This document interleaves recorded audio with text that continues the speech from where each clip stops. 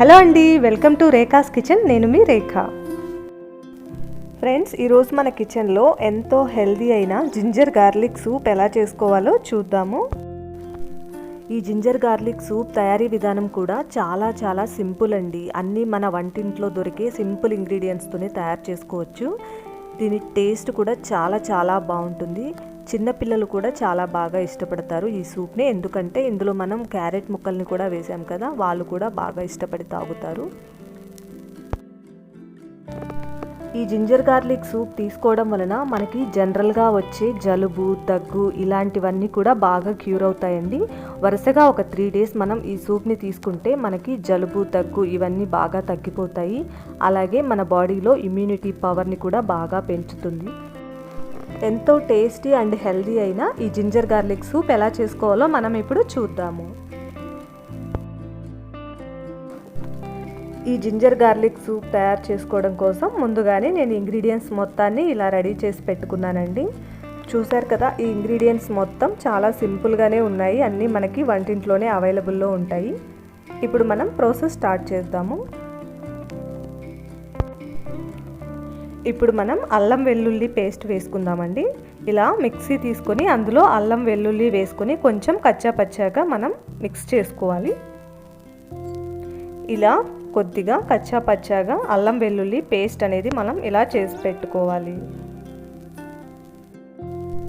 ఇప్పుడు స్టవ్ వెలిగించుకొని ఒక గిన్నె పెట్టుకొని అందులో 1 స్పూన్ నెయ్యి వేసుకోవాలి. మీ దగ్గర నెయ్యి లేకపోతే కొద్దిగా ఆయిల్ అయినా వేసుకోవచ్చు.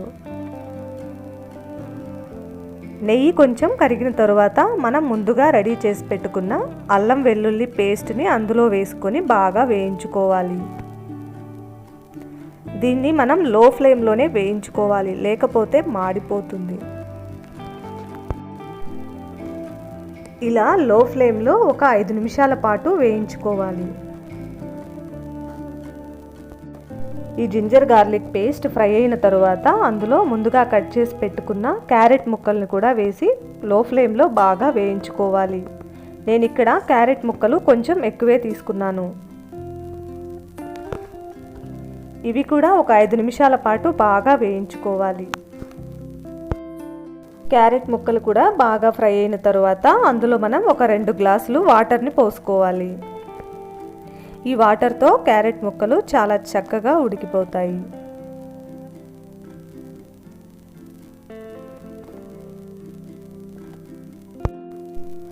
అలాగే ఇందులో కొంచెం సాల్ట్ కూడా వేసుకుని బాగా కలుపుకోవాలి.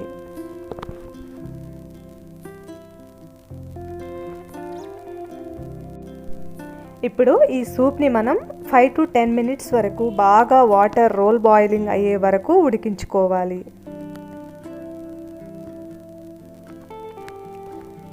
ఇలా వాటర్ బాగా రోల్ బాయిలింగ్ అయ్యి ఉడుకుతూ ఉన్నప్పుడు మనం ముందుగా రెడీ చేసి పెట్టుకున్న పెప్పర్ పౌడర్ని కూడా వేసుకొని బాగా ఉడికించాలి.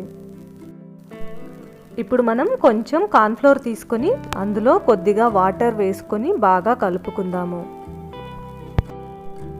ఇలా కార్న్ఫ్లోర్లో వాటర్ వేసుకుని బాగా కలపడం వలన ఈ వాటర్ని మనం సూప్లో పోసినప్పుడు ఉండలు కట్టకుండా బాగా ఉంటుంది. ఇప్పుడు మనం ఇలా బాగా కలుపుకున్న కార్న్ఫ్లోర్ని సూప్లో యాడ్ చేసుకుందాము.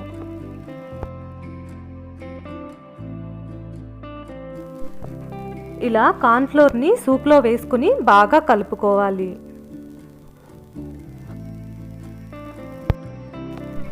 ఈ కార్న్ఫ్లోర్ వేసుకోవడం వలన మన సూప్ అనేది కొంచెం థిక్గా వస్తుంది, అలాగే టేస్ట్ కూడా బాగుంటుంది.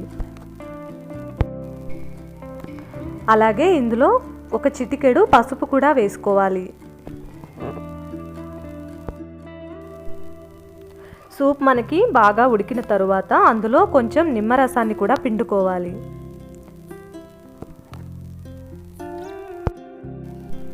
ఫైనల్గా మనం కొంచెం కొత్తిమీర తురుమును కూడా వేసుకొని స్టవ్ ఆఫ్ చేసుకుందాము.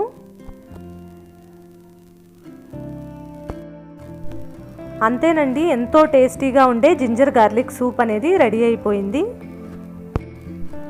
ఈ సూప్ని మనం ఈవినింగ్ టైంలో తీసుకుంటే చాలా బాగుంటుందండి. అలాగే జలుబు, దగ్గు అనేవి చాలా త్వరగా తగ్గిపోతాయి. మన బాడీలో ఇమ్యూనిటీ పవర్ని కూడా బాగా పెంచుతుంది. మీరు కూడా ఒకసారి ట్రై చేసి మీకు ఎలా కుదిరిందో నాతో కామెంట్ సెక్షన్లో షేర్ చేసుకోండి. మీ అందరికీ కూడా తప్పకుండా నచ్చుతుంది.